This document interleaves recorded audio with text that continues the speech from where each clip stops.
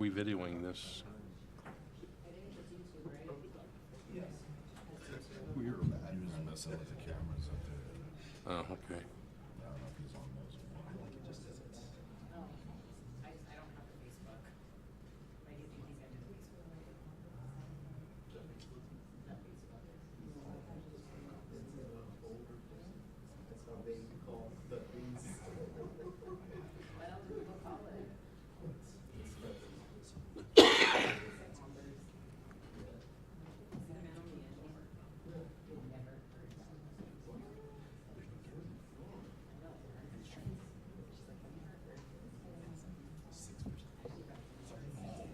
You want invocation? You want invocation? Sure. Okay. All right. Thank you, everybody, for coming tonight. Today is Tuesday, October 22nd, 2024, and the time is 6:01. This is a regular commission meeting. And since we don't have a clerk, will the town manager please take a roll call? Commissioner Donner, Here. Commissioner Milligan, Here. Commissioner Murillo, Here. and Commissioner Brennan. Here. All right, for those who wish, please stand for the invocation and pledge. Dear Heavenly Father, Lord, we just come to you praising you and thanking you for everything that you've done for us, Lord. Lord, just help us to do what's best for the town and what's best in your eyes, Lord. Lord, be with our neighbors down in the southeast part of the state, Lord, down in Roswell as they're dealing with the aftermath of those floods, Lord. Lord, just be with those families. And Lord, just help us to be able to support them in any way that we can, Lord. Lord, we just praise you and thank you for everything that you do and continue to do in our lives. In Jesus' name, amen. Amen. I pledge allegiance to the flag of the United States of America and to the republic for which it stands, one nation, under God, indivisible, with liberty and justice for all. I salute the flag of the state of New Mexico and the Zia symbol, perfect friendship among united cultures.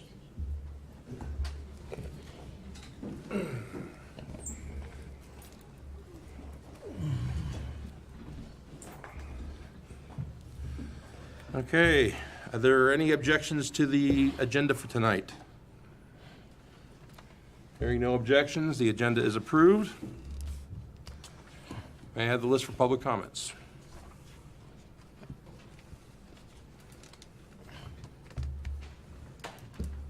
Thank you. All right, first, Tom Sullivan.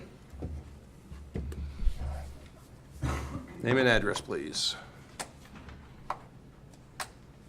Yes, Tom Sullivan, 800 Kiva Drive, Albuquerque, 87123. Have any of you ever seen this before? It's from October of 2022, but it was an invitation to a meeting. It appears that this is the only time in your 25-year existence that such an invitation to a special meeting was sent to the entire Edgewood community for a Yellathon at a cost of $1,300. I have seen the entire transcript of that meeting, both the comments of attendees and commission members, and I have visited with several folks who attended that meeting and even spoke. They confirmed that the point of the meeting seemed to suggest that the district was misusing tax monies, that the facility was in constant demand, and that would be a devastating loss to the community if taken down. I wish I had personally been there to contradict the lies told to rile up the attendees, because that's exactly what happened. The only thing the commissioners didn't do was supply pitchforks. District records indicate no requests for the use of that facility in years, certainly none denied. The State Board of Elections has declared it unfit for their purposes. And in fact, this meeting was 3 months after the commission had hastily adopted Resolution 2022-14, which was based on the same set of lies and that personally defamed me, clearly looking for community blessing after the fact. Among the most egregious was claiming that the daycare was evicted, your language, by the district. To the contrary, my information is that commissioners asked them to make that claim. The agreement, dating back years, was that the cost to the district for maintaining the building exceeded the lease arrangement, they would find a new location. but I was most personally offended by the insinuation that I had lied to the Edgewood community. The district did exactly what it set out to do: fix a dire financial problem and repurpose 2 closed elementary schools to the Thank you, best sir. of That's its your 2 ability. minutes. I'm close. The space we are in right now is a perfect example of the district's efforts to do just that. Unfortunately, that could no longer include the south building on this campus. And by the way, the district has had no OMA complaints, no... All right, you said you were close, and you've gone well over close. Thank you, sir. You may have a seat. To public entities' money. And I've noticed people get extensions. That's why I just took a couple extra seconds. Next on the list is Bill Turner. Did I get that right? Yep. Okay. So my name is Bill Turner. I reside at 1527 Granite Street Northwest in Albuquerque. I'm the trustee of Manzano Resources, the owner of the Bassett Farms subdivision, also known as Country Meadow Estates. I was advised last week, or maybe 2 weeks ago, that the public park space within my subdivision had been subdivided. And in fact, it was subdivided into tracts. This could be a lengthy topic. I see you have an executive session. If it deals with that topic, I'd be happy to stick around and talk to you at that time. Okay. But I do own that property. I own the legal title to the property of the park while it's been dedicated for public use. The naked legal title for the park belongs to me, and the documents from the the Santa Fe County Clerk's Office would bear that out. I've talked with Steve Wilson, I think it is, with Dennis Engineering, who did the platting on that park and filed it of record. Ms. McCracken signed it and said the town owned it. That's patently untrue. No taxes have been charged on that property because it's the policy and the law of Santa Fe County that it does not tax publicly dedicated property. So I've never received a tax bill on it since I've owned it, or Manzano's owned it since 1987. So what we'd like to respectfully ask the commission to do is to vacate that plat, which, by the way, contains a statement on it that the plat is not to be filed for purpose of creating a lot or lots. In fact, you've created 2 lots on that park, which is, And that's your time, sir. thank you.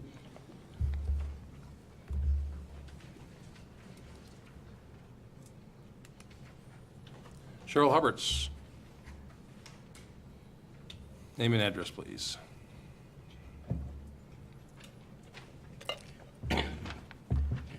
Cheryl Hubbards, 49 East Hill Ranch Road.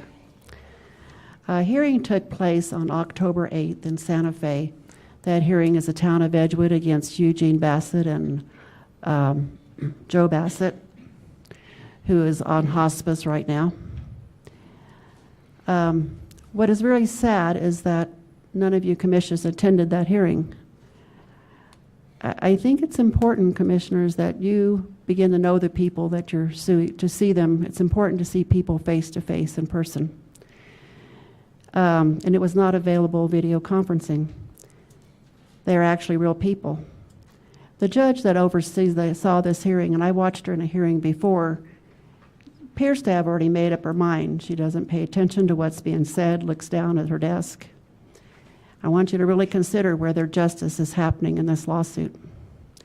I support this proclamation of Christian heritage and ask that you, commissioners, humble yourselves and question your heart the justice of the lawsuits against the Bassetts.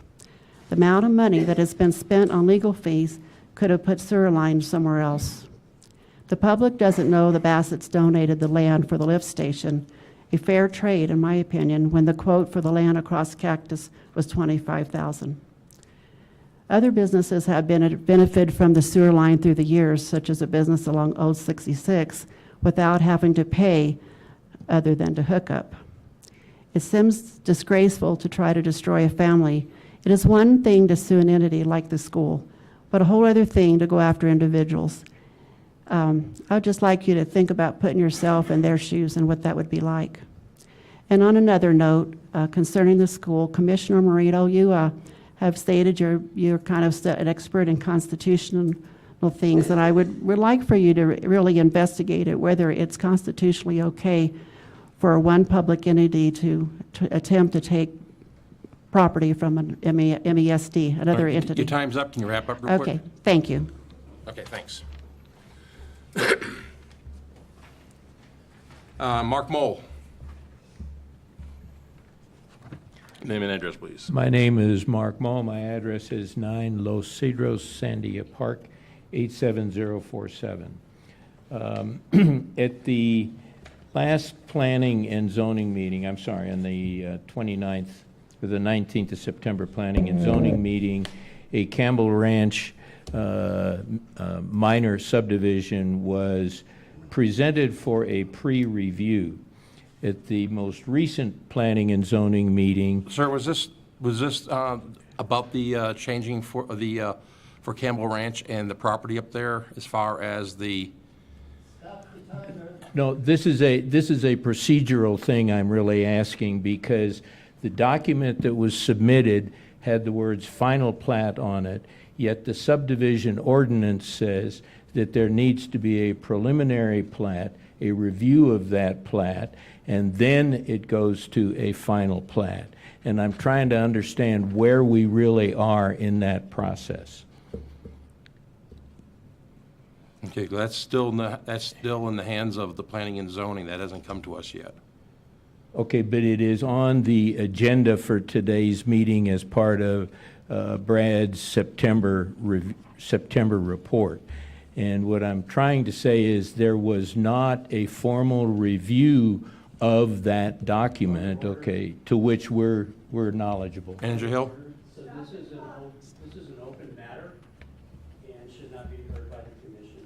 The procedure is critically important that you protect the process, and so you should, if you want to submit your questions to me in writing, that would be the appropriate thing to do. Okay, Brad, I sent you an email on the 4th of October that said the process raises several concerns, and one of them was, how can the applicant state that the document is for a final plat when the Planning and Zoning Commission was to be conducted a pre-application review? Yeah. Mr. Chair. Can you go ahead and write those questions down and hand them to Manager Hill and Town Manager I McCracken? sent him a letter, okay, on the 4th of October. I can make a copy You're getting the areas from that McCracken. the commission cannot listen to yet. Okay. Mr. Chair. Mr. Mole. Yes. What I would advise is that you reach out to the town manager as well.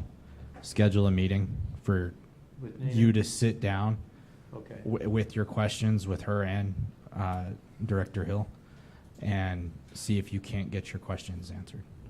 I'd be more than happy to do that. Thank you, I sir. thought that sending a letter to the manager would have been sufficient, or sending an email. but I understand. apparently not. I understand.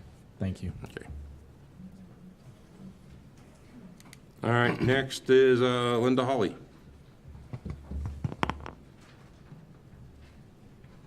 Name and address, please.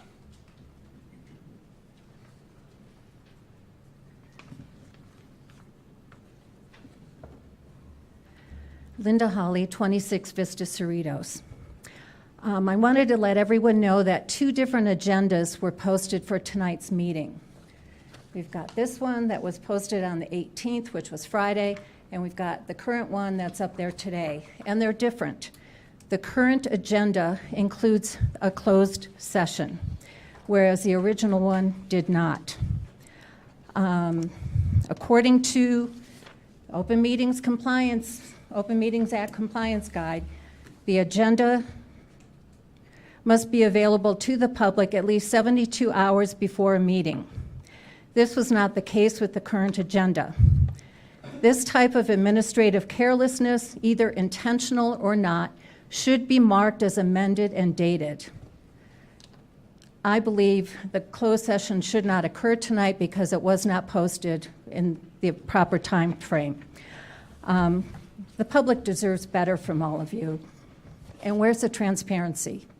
Thank you. Okay. Jean DeMarte?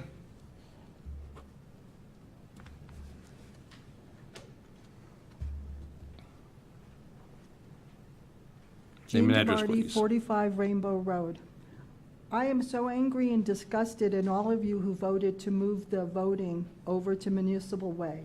I was there today, and Chief, it is a public safety hazard with all those cars parked on the side of the road. I ran into seniors at the senior center that were unable to vote Saturday because it was too muddy and they didn't feel safe walking up and down the road. The topic in the line wasn't about who they were going to vote for, is who were the idiots that moved the voting from this building that has ample parking and is safe for people in the elderly to walk in and out over to Municipal Way where there's only like 10 parking spaces. Everybody's cramming and driving over each other trying to find a place to park, and people are walking down the road. And now they're going to be walking down the road after dark. And I made very sure that everybody who could hear me knew that they had the commissioners of the town of Edgewood to thank for moving the voting from a safe place to an unsafe place. Thank you. Is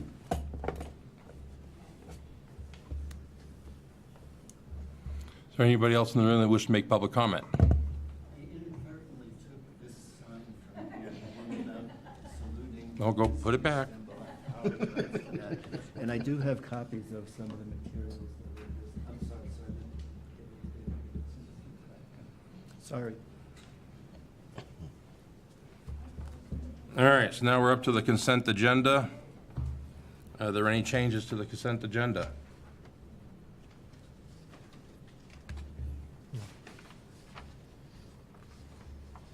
All right. Hearing no, if there's no objection to this consent agenda, we'll consider it approved.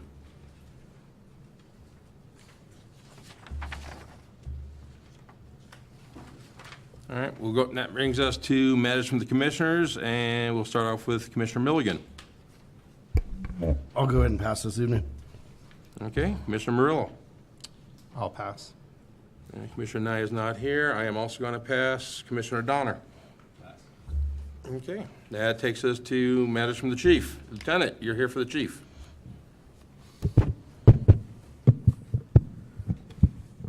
Good evening, Mr. Chair, Commissioners. As you can see, I'm sitting in for the chief. I was just wanted to see if you guys had any questions or anything to do with the police department. I don't have anything to bring forward to y'all. Okay, any questions to pass on to the chief? Mr. Chair. Go ahead. I just wanted to say, Lieutenant, thank you for having me at the staff meeting a couple weeks ago. It was really inspiring to hear those officers, constitutional protectors, and their vocalness on that training.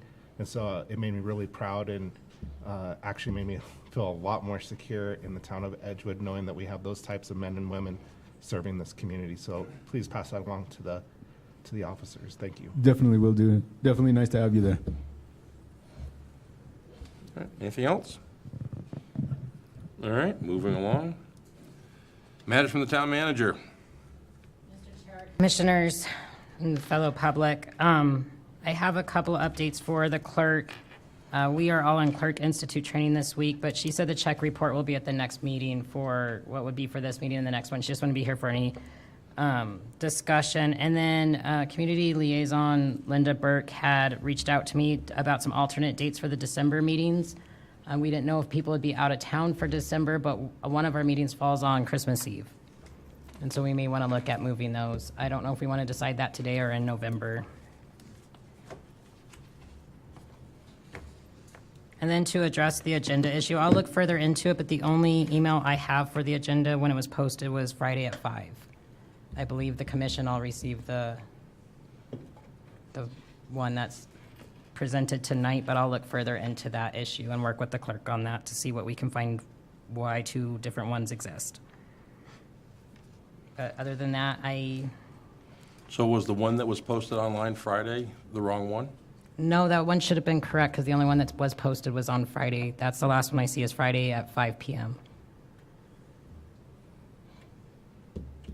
I didn't look at it until Sunday.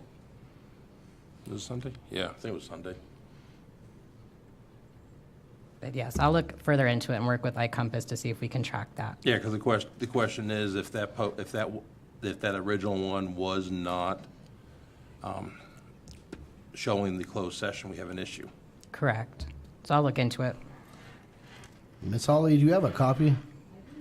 Could I see them? Would you mind bringing that up to me?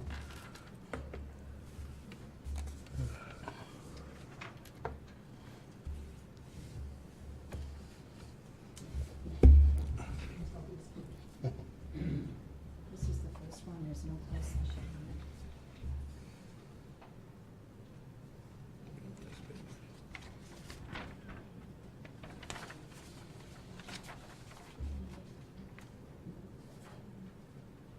It's missing. It's not on there.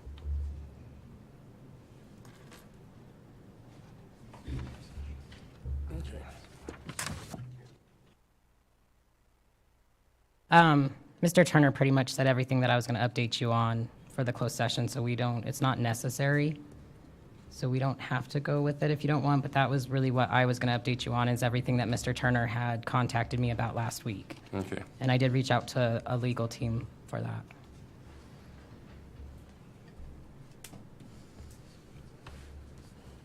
All right, anything else? No, I stand for questions other than All right, that. any questions for the town manager?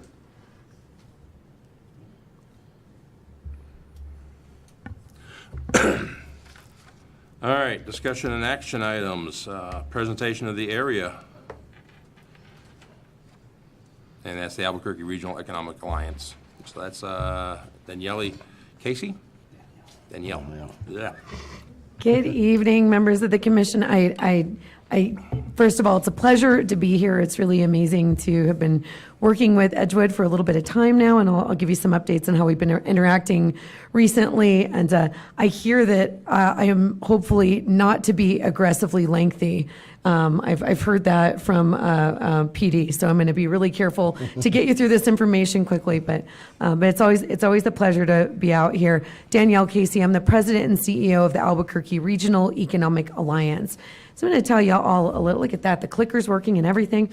A little hard to read on this slide conversion, but that's a whole list of a lot of different contributors. I think the important message here for you all as a reminder and members of the community, Edgewood is a public sector supporter of area, one of several, but also the work that we do is made possible by about 80% of all of our funding comes from the private business community, which really offsets that cost to the public. So I think that's a nice thing to brag about a little bit. This is our current board of directors, so that's in your packet and all your information for anyone to see. It's also on our website. I think what's exciting about this is starting in January of 2025, Commissioner Donner is actually going to be on that list. I'll explain that a little more here in a minute, because he will be chairing and representing the Public Sector Advisory Council with area for that year. So I think that's really cool that you get a voice from Edgewood's perspective on a board like areas that has a lot of great business leaders in the community and other public sector leaders driving our regional economic development strategy. So I think a lot of you are already familiar, but I always love to share it with the members of the public. And for any who haven't met me or heard me when I spoke before, I have a tremendous fondness, especially for rural growing communities. That's how I got my start in economic development in the early 2000s in the city of Maricopa outside of Phoenix, not Maricopa County. When I got there, we were 1,500 people. About 8 years later, we were 45,000 people. That was nuts and just a wild time, but learned a lot in that time and learned a lot on the local government side of economic development. And I understand a lot of the challenges in front of especially a small rural community. So happy to be of service. But this is our mission. Our work and our effort is really centered around leading and executing strategic initiatives, but the whole purpose of what we do is mission-based. We are a 501c3 public charity. Our goal is to impact the economy in a way that raises the standard of living for everyone. It's not to enrich our business investors or our business partners. It's not so a construction company can get their next client, even though sometimes they think that. I didn't say that. It really is to improve the quality of life by bringing in net new wealth into the community, creating better opportunities and outcomes for folks across the entire four-county region. And we do that by partnering with the folks from the state level at the Economic Development Department, the New Mexico Partnership, who are tasked with business attraction and outreach and state level incentives, all the way down to supporting and working with our local community partners. This is a little bit of our organizational structure. As you'll see, we have board officers and an executive committee. We've got directors on our board. But then the other important piece is that we have a number of advisory councils. These are some standing councils that advise us and work with us every day. The ones on the bottom, the three on the bottom on the far right, are business-led industry councils. And then we have the public sector advisory as well as an economic development professionals that I mentioned. So Commissioner Donner was serving as our vice chair and was just elected because the intent of the Public Sector Advisory Council is that a member of local government elected officials, so a local government elected official from every public body that works with us, is asked to appoint someone to serve on this advisory. This advisory gets together a couple times a year, and they are there to tell us what's going on in local communities and what needs and what's going on in economic development consistent around the region. Commissioner Donner's been serving as vice chair in that, and the intention was always that we would succession plan through that and give different communities the opportunity to serve on our board. So he is now the chair, and the chair of the Public Sector Advisory serves on our board during that tenure. We also have an economic development professionals advisory where we bring in all economic developers that work in communities from around the region to also serve in an advising capacity for us. Let's see, my clicker is being weird. Let's see what I did. Or maybe it's just not liking me, but I may need you to advance a slide for me there. Or click on there and yeah. Cool. All right, there's going to be, let me see if it works for me next time. So this is all of the advisory councils and task forces we have. And I'll just mention very briefly, we have a couple of additional ones that we're working on. One is organizational alignment. How do we better partner with other nonprofits out there and maybe share some resources and services? What a novel idea. Rather than all of us reinventing the wheel 50 times, maybe we figure out how we work together and make all of the contributions in all of our organizations go further and advance those resources. We are doing things like a best practices market visit. This was really exciting.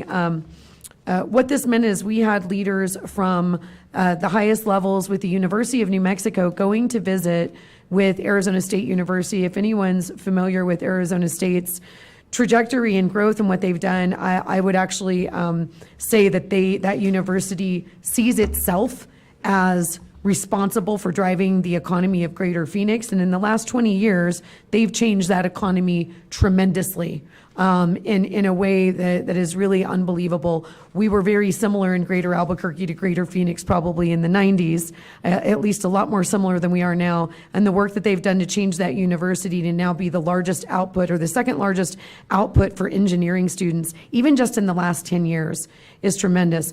Those engineering degrees and other investments they've made in the community has allowed them to bring in really high-paying jobs and new investments. So just an example that we are taking folks like President Stokes to explore these along with other leaders so that we can think about large investments and what that could mean for Greater Albuquerque. And the way they operate and the way we're thinking about things is, what is the goal? The goal is advancing the community and the market and the way we want to see it grow. The goal is to improve lives in the community. So how are we designing around that? So a lot of big picture thinking, but we're really excited to be part of it. If you can click me again, please.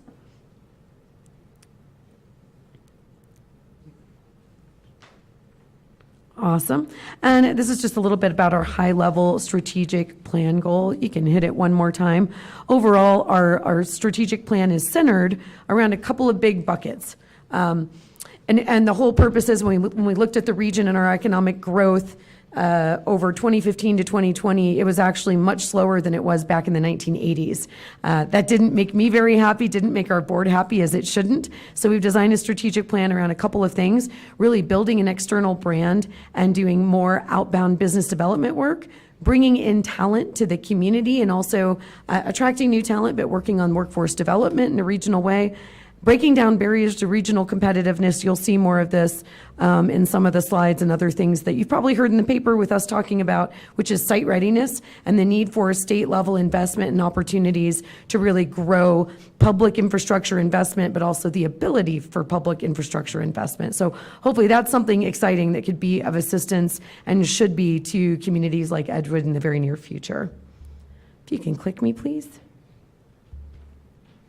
All right, and this is just a little bit of an illustrative example from 2015 to 2020 in our region compared to other markets, 500,000 to 1 million in population. We had a 0.7% overall job growth rate. We got a little better if you were looking at 2018 to 2023, some improvement. Right now, our projections are to be in about the third quartile compared to those other markets, upwards to 2028, so it is our goal to impact that. Not easy when you think about that and other national partners or national competitors. Next, please. All right. And I'll just, now it's working, so I'll just keep going with this. So I want to talk a little bit about some of the outcomes and deliverables that we've had recently that impact the greater market. We were involved in all of these company locations or expansions. You'll probably see an article really soon. The business or the Albuquerque Journal was doing a story to dig a little bit more into Array Technologies, which was really interesting. A site selector was working on this project on behalf of the company. Nobody knew that it was a local company when they sent the requirement and the inquiry out to our state level partners, and they sent it around everyone. And we said, some of the questions they're asking are kind of weird. This is interesting. Long story short, we later figured out that this was a homegrown company that was comparing their homegrown market to a lot of other markets around the country to figure out where they could expand. So anything was on the table. It really, I just bluntly, it really sucks to lose a company that you grew up that has hundreds of local employees. And so what I'm really proud about is it took state level partners, the State Economic Development Department, area. We were extremely involved in this project, and also Bernalillo County and the city of Albuquerque. To their credit, the city of Albuquerque actually still offered LEDA funds, even though they ended up going into unincorporated Bernalillo for their expansion. And then we also saw a lot of work on the utility side making this happen. Really important, huge expansion going on. I think it's just a great example of how we all have to work together. These are some other announcements that have happened. It is a call center operation, Spring Oaks Capital, but 200 plus jobs at $20 an hour starting wages. Excellent employee benefits packages, but they also have a really great career trajectory plan. Rocket Lab, if you all are aware, Commissioner, I see the look on your face, they had acquired Sol Aero, correct, Chad? By the way, this is Chad Matheson on the area team. Anything smart in any of this, it is his work, and I really want to say he's absolutely my right hand. He leads our business development work and our research components. And so we couldn't do what we do without him at the helm of all of that. So we had been watching Rocket Lab for a long time because they had acquired Sol Aero. So we watched these kinds of things. If local companies of ours are getting bought in the region, and we had been writing support letters for them and calling on them for about 2 years so they could get CHIPS Act investment dollars. They are doing some unbelievable things. They are building the solar wafer chips that actually go into outer space. And that is happening right here in our market. You wouldn't believe it, and we need to do a tour sometime with our Public Sector Advisory Council. Unbelievable that we are able to retain and grow them. There were a lot of groups from Heinrich's office on down offering support letters to keep that company. So we've got some information in your packets on regional impacts. This is a little snapshot so the community can see it, but I'll obviously not read it at all because I can't even begin to read this. It's in your packets if you want to take a look. But it just talks about the economic impacts of these companies on the greater region's economy. What we'd really like to see is us figuring out how to land some stuff in Edgewood over time, or help you prepare to land some opportunities and employment opportunities. I wanted to share that we have a couple of resources that are free for anyone to use. We produce these on behalf of our partners and communities. This industrial market profile looks at the industrial market of our whole region. Really a kind of fun story. On our website, because I'm kind of sneaky, if anybody wants to download this, we make them put in a name and an email. Now they could lie or put in something, not factual, but sometimes we'll see people do that and download it. And I just saw it and I went, that's an industrial developer in California that I know from a previous job. I'm going to email them and ask them what they're doing.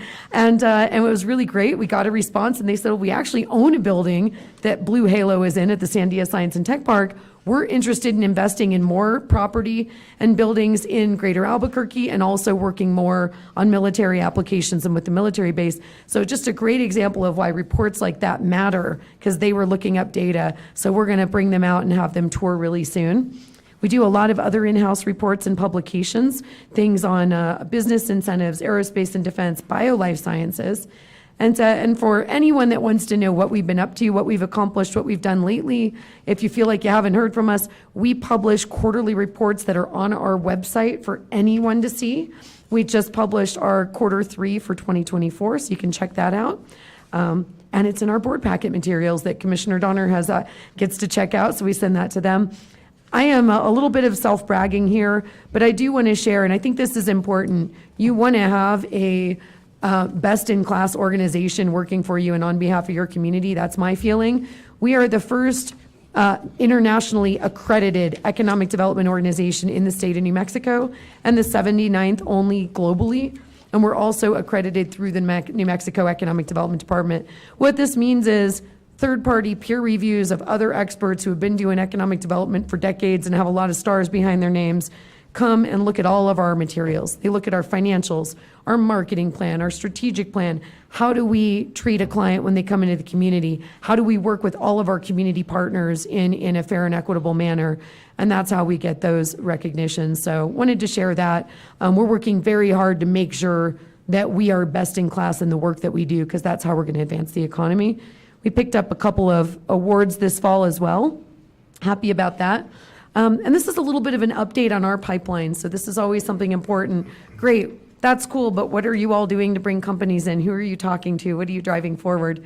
Right now, we've got about 90 opportunities in our pipeline at any given time. And who's in sales, right? Anybody in sales? You know, you're taking them from kind of a cold lead opportunity all the way down to pushing them through the sales funnel to hopefully closing the deal.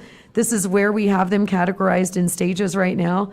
And I'm really excited. If you look, about 30% of our opportunities we're working on come in through the state of New Mexico, and then they get sent out across the state for our local communities and regional groups to respond to. Everything else you see on that continuum is directly generated by area or comes directly to us. While I was in our board meeting today, I got a note from a very well-known national site selector who said, I've actually spun off, started my own company, and I have an aerospace project, and I want to talk to you tomorrow and get a non-disclosure signed. So really cool stuff when we work, and that's how we see a lot of those. And these are just some of the breakdowns on where these opportunities are. I think the important or really interesting piece, if you look all the way to your right, about 65% of what we're working right now, 65 to 70, are in the goods producing space, which means generally manufacturing. And then our aggregate potential is pretty significant. This actually went down, this slide is just about a week old. We did have one very large potential investment of upwards of 4,000 potential jobs that is going to another market. And I will tell you, that's because the site that they're looking at that would be possible for them based on what they need just can't be ready in time for their needs, which is disappointing. So, and then we are seeing kind of an average demand overall of all these industrial projects of about 200,000 square feet. We've also been out this last, just in the past summer, really beating the streets. The semiconductor industry is a very strong one in the history of Greater Albuquerque as well as New Mexico. We were the first entity ever to go to the Semiconductor West trade show and represent out of New Mexico. We're the first ones in New Mexico. We are going to work on this more in the future because I met 4 local companies from Greater Albuquerque that we didn't know that were there, small firms that want to grow and want support. Sometimes you have to leave to find people. We've also represented the whole region in the state at the Biotechnology International Trade Show, met with 330 different companies at that time. And then we also recently had, this is in June, a really big board retreat in Town Hall. And I mention this because when we do these, everyone is invited, citizens, community members of Edgewood, definitely commissioners and staff. We want to see you all there. Your town manager has been involved in all of these things, as well as our economic development advisory work. So she's very plugged in and keeping an eye on us and what we're doing and getting all that information. And so that has really driven some big initiatives for us. We are really launching marketing in a big way. We shared a little more updated presentation with the board today about some advertising that we're doing. And we're talking a lot about site readiness. So when we talk about utilities and site readiness, what we are seeing is that so many companies that are interested in markets and communities, especially in our region, we do not have properties that are ready with the utilities right now to be able to put a company in the dirt. I'm seeing nods, so you're feeling me. This is a big deal, not just here, but around the country. So sometimes it's nice not to be alone. I'm going to, for the interest of time, move forward a little bit on these. So we have been working very hard with a group called New Mexico IDEA. This is the economic development professionals group across the state of New Mexico. And we've also been working with the New Mexico Economic Development Department. And what AREA does is we are an advisor and a researcher. And so we have written and drafted a lot of materials that are the basis for some bills that you will see the Cabinet Secretary and the Statewide Economic Development Association pushing forth likely in the next session, that is centered around one thing that we're really passionate about, which we're calling site characterization and pre-development. This means understanding the level of development that public and private properties are in, right? If you don't even know what the site doesn't have for what you want to put on it, it's kind of hard to plan or tell anybody what infrastructure you need. And then we are saying they need a large fund, a total for both of these things of $100 million to put into pre-development work. Things like drainage studies, transportation studies, all of those things that cost a lot of money that communities don't have in their pocket and private developers or landowners may not have in their pocket to get it to the stage of ready that it needs to be for a company to come in and go, great, I really could get up and running in 12 months on this site. Really critical stuff. 36 other states have programs like this. We don't. So we are working really hard on this because we know it could impact the entire state of New Mexico, but selfishly the greater Albuquerque region. There are a lot of other things in here on policy recommendations. You see policy recommendations. We advocate. We are not a lobbying organization, but we hand all these wonderful pieces of advice to all of our friends and partners that do lobby. And this information, I know it's way too many words for anybody to read, but I wanted to put it in here so you had it. This is a summary of why site readiness. I could give you an hour-long presentation tonight. We clearly don't have that. I've already gone too long. But the key piece is we need three things. We need site characterization and pre-development funds to support this. We also need things like permitting transparency and timeliness, especially at the state level. Because if we have a lot of money to do stuff, but we can't get it permitted, that's also going to hold us up. And then finally, we need something to allow our utilities to proactively develop. So right now, if any of our utilities in the state say, boy, we've had 10 companies look at that site and they all need 10 megawatts of power, they can't pre-order any equipment for that site until they have a signed commitment with a company wanting to come.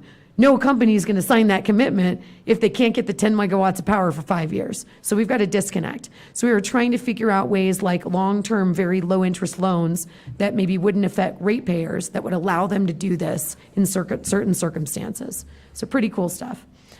Finally, I have a couple recommendations. One here for a workshop. This is just to put a little teaser in your ears that we would love to keep helping Edgewood with. Number one is strategic planning, knowing what you really want to see for your economy.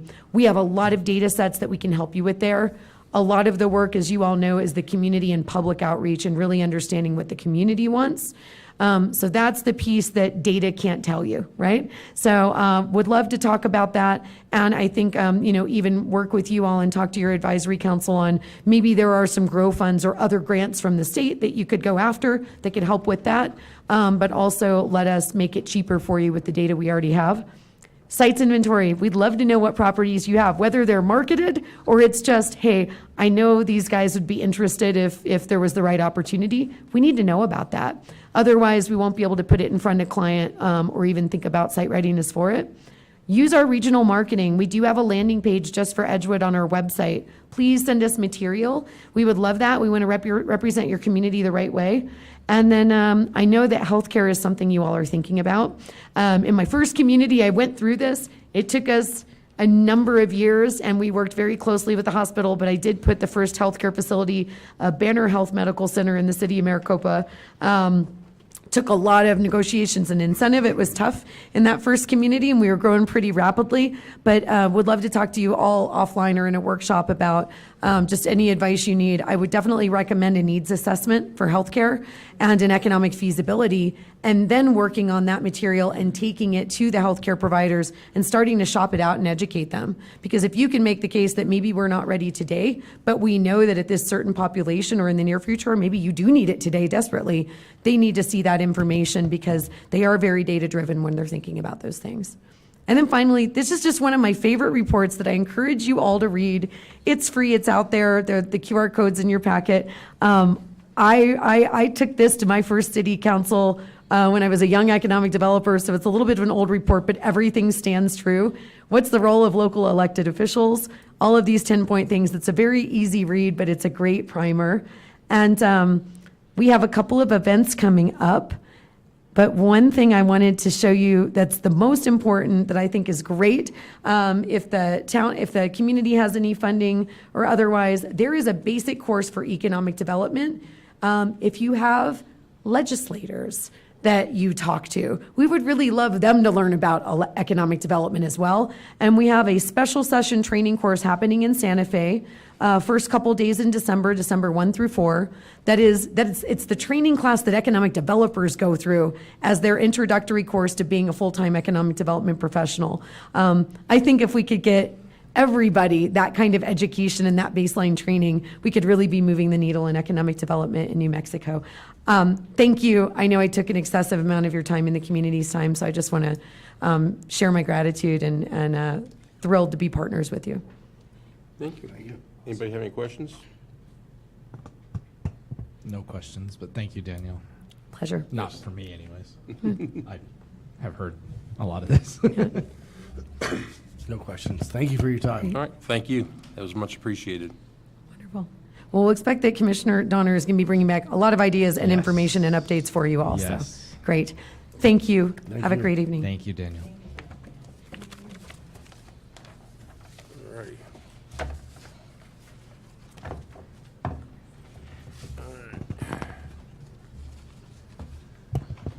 All right, the next is the discussion and approval of the deputy chief job description.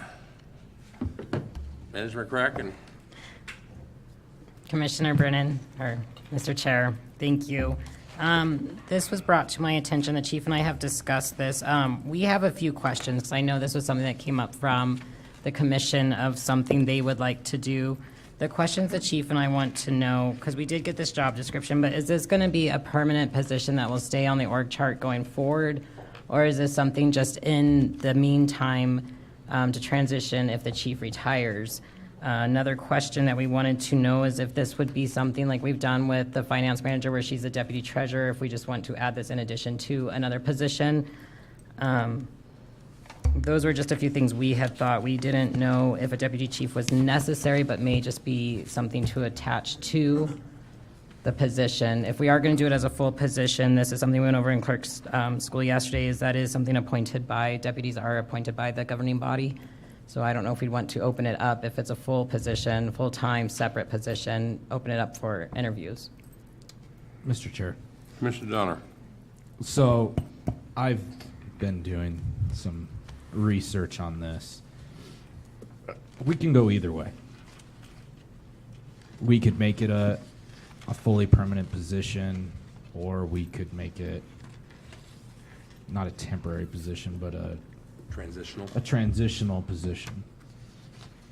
I think with the size of our department right now, and correct me if I'm wrong, I don't think we need a permanent deputy chief. We have lieutenant. I could be wrong, but I'd like to get. Well, I don't know. Like I'm not one of the officers, so. Mr. Chair, sorry, Commissioner Donner, but one of our thoughts, sorry, Lieutenant Lovato over there, how we do have some deputies around that in the event that the chief is out, it's a given that the lieutenant takes over, but I don't know if there's special authority that the chief needs to have those powers so that the lieutenant is a deputy chief. That may be the route to go, but I don't want to see if he's looking at me. I would go ahead and appoint him right now if he's open for it. I'm just gonna look at Jimmy.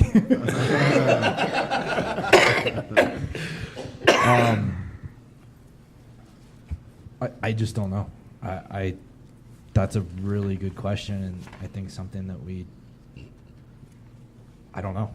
Mr. Chair, Lieutenant Lovato could correct me if I'm wrong, but a lot of times with law enforcement, they have their organizational chart. So in the event that the chief is out, the lieutenant just steps in, would be what I would understand just as a normal chain of command. That's correct.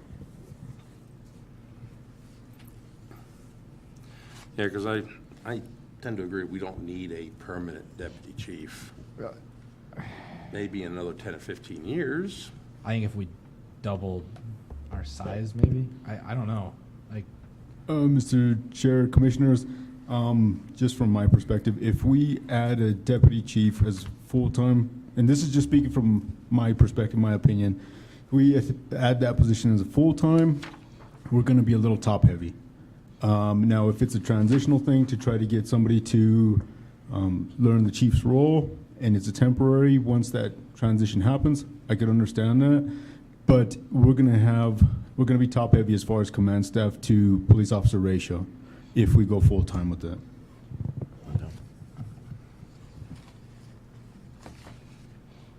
Mr. Chair. Commissioner Amarillo.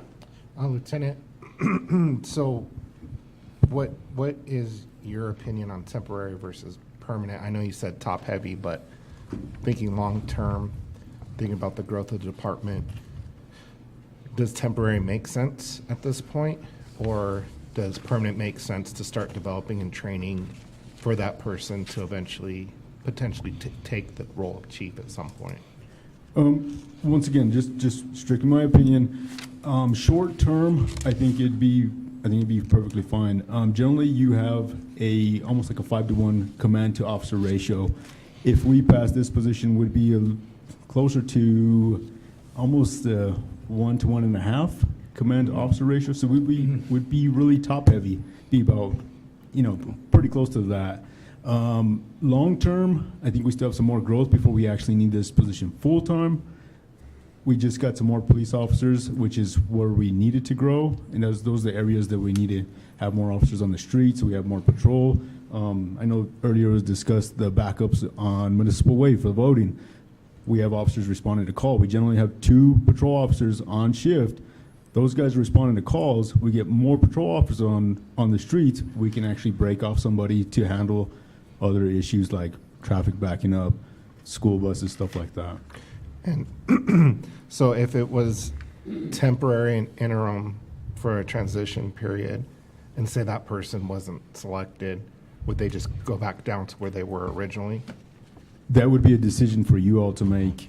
Yeah, because depending on how you guys draft that, I would say assumably so. Okay, that's what I would be more inclined to.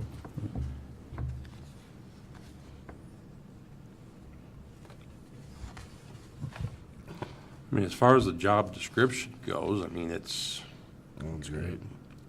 It's great, so we need, but to create the position, I'm not thinking that we need to. just a transition area Yeah. where we just make him the deputy. If he's willing to take it. Mr. Chair, Manager McCracken. my understanding from when this came up before is, as much as we love our chief, he is starting to head towards retirement. Miami.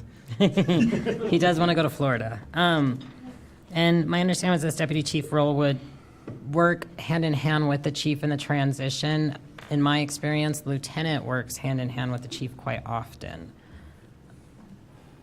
So I think he would be able to, even if he chooses to be a chief later down the road or not, he would still be there to help any type of transition. I definitely will help in any way I can.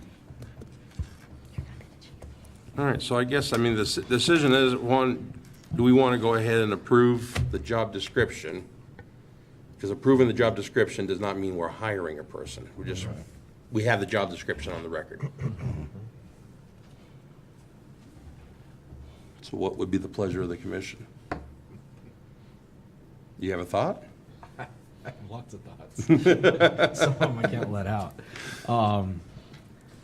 You know, I think we should approve the job description. I think it's good, and then I think some conversations need to be had with that gentleman sitting right there. Heavy lies the crowd. So you want to make a motion to that effect? I can. Mr. Chair, Commissioner Donner. like to make a motion that we approve the job description for a deputy chief in a transitionary role. Second. Okay, so the motion was to approve the job description of the deputy chief in a transitioning role, and it was seconded by Commissioner Murillo. Any further discussion? Yeah, it is nice to have something like this on the books, so when the time comes that we do need to have it full-time, it's already there and nobody has to go ahead and recreate the wheel. It's already there for them. Mr. Chair, Manager I McCracken. just have a quick question. I am really sorry.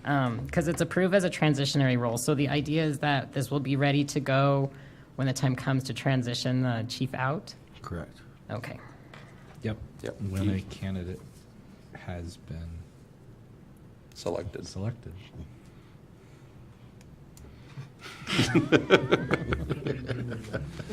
Any other discussion?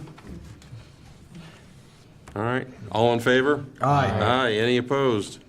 Okay, we have a job description.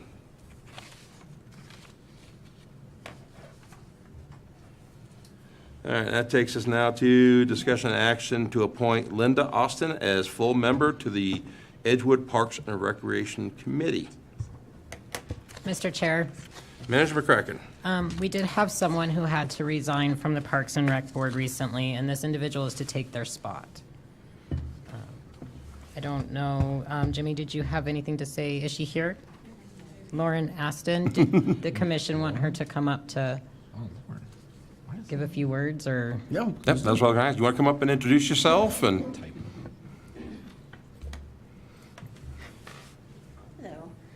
I actually just noticed that it's spelled wrong on there. It's Lauren Aston, not Linda. I joined the committee as an alternate member in May, I believe, and have really enjoyed being able to take on that role and try to, I saw one of our commissioners at our last meeting, trying to create more activities, help with activities that Jimmy does, but also do things like make the arena more usable to more people and kind of see what the people in the area really want and try to help make that happen. So I would be delighted to be an official member instead of an alternate. I don't know if you guys have any questions for me or anything. anybody have any questions for Lauren? I don't have any questions. No questions, just a comment. Yes. I like what you say here about we need to have more activities geared towards adults as well. Yeah. Because I'm in my 30s. I do have kids, but I would like to see some things. Yeah.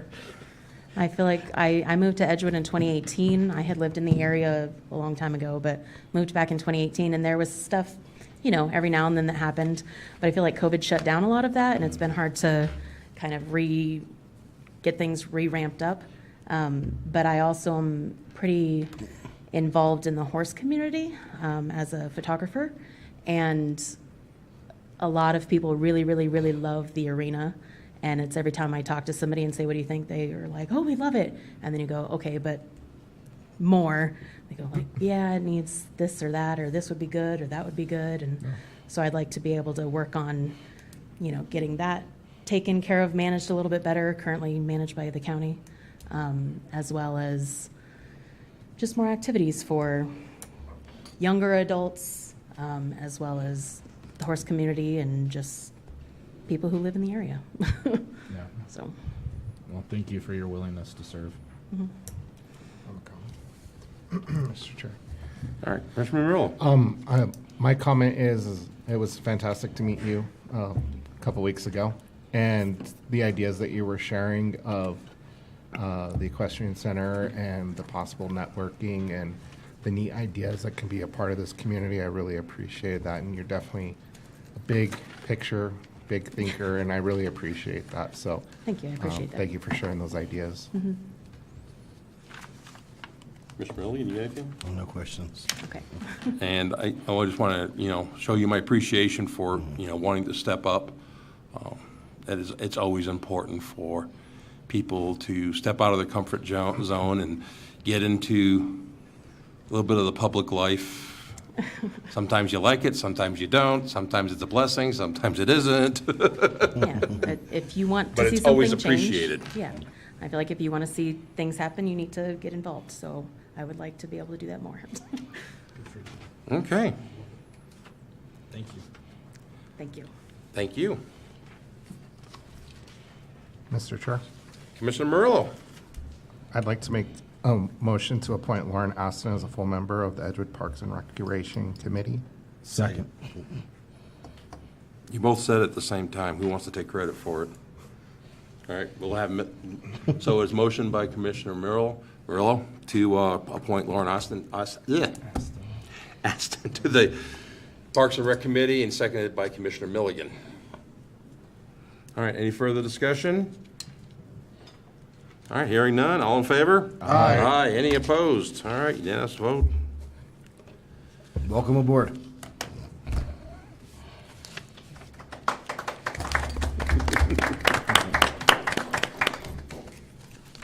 Looking forward for many good things. All right, so now that takes us to the approval of Resolution 2024-23, fiscal year 25 budget adjustment. Since the clerk is not here, Manager McCracken will take her place. Thank you, Mr. Chair. You thought you were done with that. I can't escape it. I know that I have spoken to Clerk Treasurer Jones regarding this resolution. Everything on here is correct. I know there was a question by the library that questioned some of these amounts, but the Clerk Treasurer did affirm that these are correct. The one thing that the clerk and the finance manager and I have discussed multiple times is breaking out grants just across the board, including our Parks and Rec activities, that everything is broken down by lines, so that we can have those separations, so we can see what's coming in, what's going out. That's part of what's going on here. And then wastewater, just moving some funds over there to make sure that they have what they need. I may be able to answer some questions, but the clerk is the one who had worked on this. Okay. Is there any questions?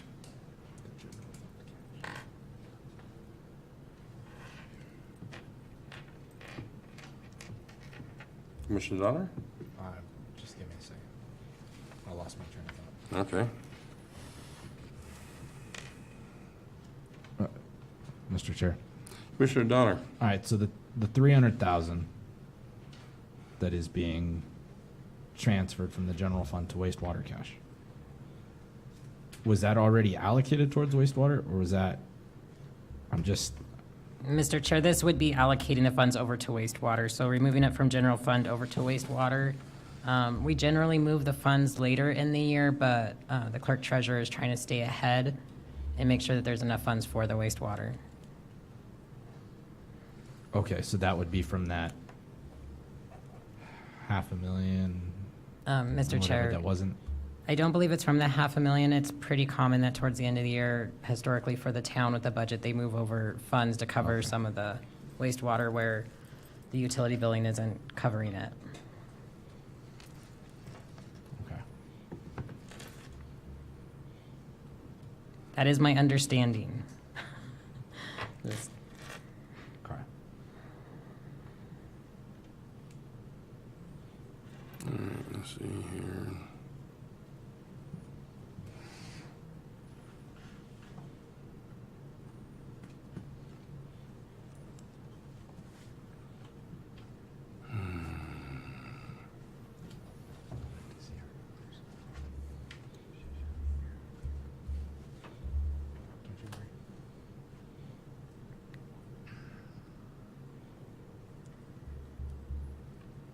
Mr. Chair. Commissioner Donner. Okay. Is this something that has to be passed tonight? Mr. Chair, Commissioner Donner, I honestly don't know if this is vital for tonight or if this is just trying to plan ahead. So it can probably wait till the next meeting for the clerk treasurer to be here. My train of thought as to why is I'd like to see, I mean, I know it's coming from the general fund, Right. but I'd like to see a breakdown of our numbers a little Well- bit more clear. And I know we've been given the budget multiple times, but it's not in the packet. I would really like to see where that money is coming from. I have no issues with the rest, it showing the library all broken out. But I'd like to see where exactly that 300,000 is coming from in our general fund. I know it's coming from the general fund, but I thought we only had a finite amount of money in there for that, because I know there were some other monies that were in our general fund that were allocated or earmarked for other projects. Correct. So I'm just curious where that money is if it's being pulled from one of those things that were earmarked, or if it's something else. I need clarification is all I need more information before I can pass this. Mr. Chair, Commissioner Donner, I will let the clerk treasurer know, because I'll see her tomorrow, but if you want to postpone it to the next meeting, and I can just give her the heads up. Yeah, I'd be in agreement with that, because I have a couple of questions for the clerk treasurer. Yeah, I mean, the library stuff is pretty straightforward, but the wastewater is the one Yeah. I have some questions about. So, Mr. Chair, Commissioner Milligan. I make a motion that we postpone resolution number 2024-23 to the next available meeting with Clerk Jones. second. Okay, it's been motioned to move this to the next available meeting with the Clerk Jones, and has been seconded by Commissioner Donner. Motion by Commissioner Milligan. Any further discussion? And I'm in agreement with you guys. I have some hole-in-the-wall questions here that the only one that can really answer that is Clerk Jones. Yeah, I need clarification. Once I have clarification, I have no issues with it, but I need clarification before I can pass it. Or vote to pass it anyways. If there's no further discussion, we can move to the vote. All in favor? Aye. Any opposed? All right, let's record show unanimous vote. And the last one we got here is discussion action on Phase 3 of Venus Park. Commissioner Donner. Yeah, I don't think there's any action that needs to be done on this, but we really need to start talking about Phase 3. Phase 2, restrooms, I believe are Going to be underway Restroom. soon, I believe.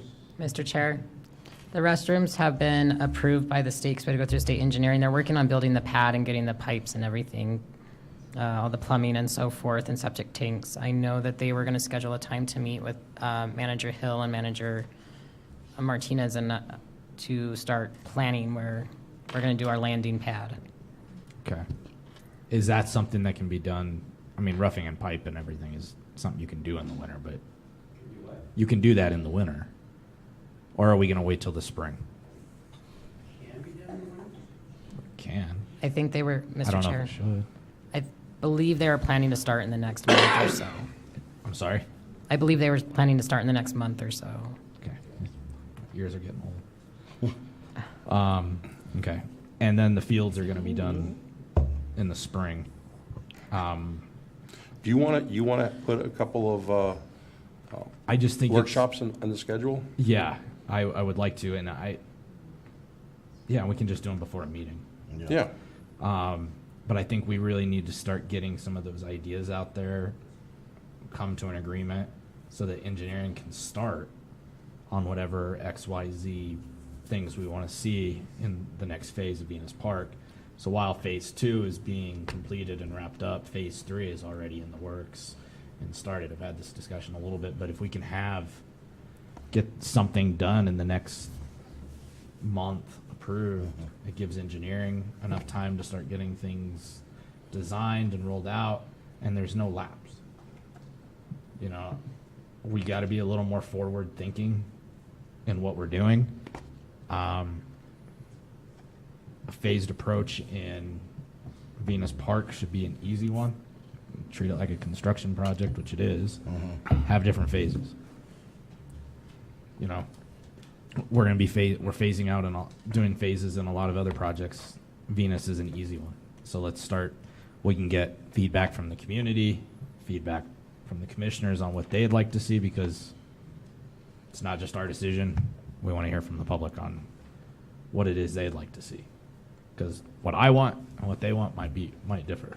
So, but we've got $500,000 earmarked to start engineering and to start the next phase. I think we need to start doing so. So you want to have a workshop for the 2 meetings coming up in November? That gives us Yes. Minister Kraken. And then I'd like the second 2 workshops for the 2 meetings in November, 5 o'clock. That's what I would recommend. You want to make that official motion? Do we need to have a workshop? I don't think we need Not to. really, it's just, Nah, just doesn't need a motion. But having those and then getting feedback, advertising it out on social media, getting feedback, having people reach out to Liaison Burke on their ideas. We can put them together. It can kind of tie directly with a lot of other things too. So, but we need to start getting moving. Right now is the best time. The winter slows down a lot of these things. Yep. So it's the perfect time to plan, get ahead. This time next year, we're on phase 4. So, All right, so Manager Kraken, go ahead. The next 2 meetings, put a workshop starting at 5. Yep. Everybody's good with that? Mr. Chair, I'll make sure to let the clerk know that as well. Okay. Anything else we need to do in this one? no, just public, if you have ideas, please come and share those. We need your input. All right, so now we come up to item 9, which is the closed session. The copy that I got originally had it in there, but we're hearing that, so it wasn't originally put in the one that was posted. Mr. Chair, I sent the commission and Clerk Treasurer Jones an email. The only thing I can see on iCompass is that the closed session was there Friday, the 18th at like 3:38 or something. Let me see what time it was. That's what I can see, but we can hold off and just do it again if we need to, and come back and talk about Yeah, this. if there's questions, if it wasn't really there, then we should just hold off on it. Yes, because I can see that it was, but I don't know what else has transpired. But I did reach out to iCompass to get a detailed of everything that was changed on the agenda and when. So, but we can go ahead. As I said, Mr.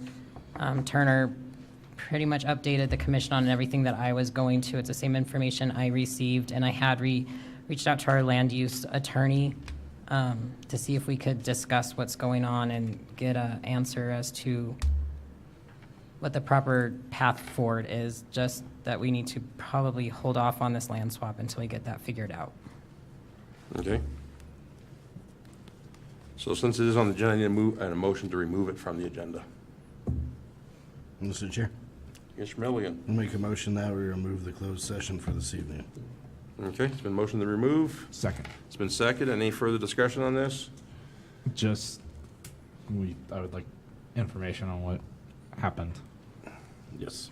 at some point. Mr. Chair, I can call the commission and give a little bit more of an in-depth if you need, or we can just have it on the next meeting and go over some of the items. Well, let's go ahead and put it on the next meeting, and if it gets resolved between now and then, and we don't need it, then we can just take it off. I think, Mr. Chair, sorry. Go ahead. I think for the sake of transparency, we should have it on there so that we can discuss what happened too, if able to. Yeah. Yeah, I mean, Mr. Turner was kind enough to come out and be here this evening. I'd like to have some sort of resolution for it and be able to fill everybody in as well. So put it on the next meeting, to make sure it gets on the...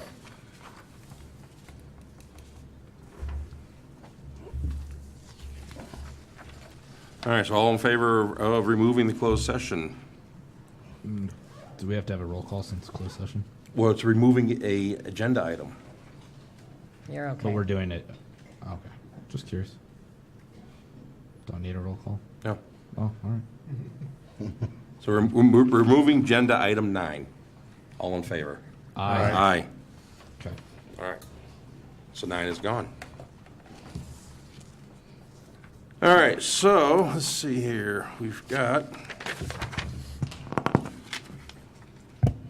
I lost a page. Future meetings. Yeah, the next part right there, that's what I'm missing. Thanks. All right, so future meetings, we have the regular commission meeting coming up November 12th at 6 p.m., and that will have a workshop at 5 p.m. on that meeting. Then we have a regular commission meeting on November 26th at 6 p.m., and that meeting will also have a workshop at 5 p.m. And future events, early voting has started, and it'll go up to November 2nd. And let's see here, and that's once again at the fire station, 10 a.m. to 6 p.m. For Saturdays, and Tuesday through Friday, it's 11 to 7. And then the election day, which is the 5th. Okay. And then we have the family movie matinee on October 26th. So I take it the matinees is in the library, yes, okay. Pardon me? What movie? I believe it's Frankenweenie. It's a who? Frankenweenie. Frankenweenie. I haven't seen that one. It's a Frankenstein wiener dog. Oh. All right, trunk or treat, it's gonna be at Venus Park on the 26th, and it starts at 6 p.m., and you want trunkers there at 5, correct? That is correct. Okay.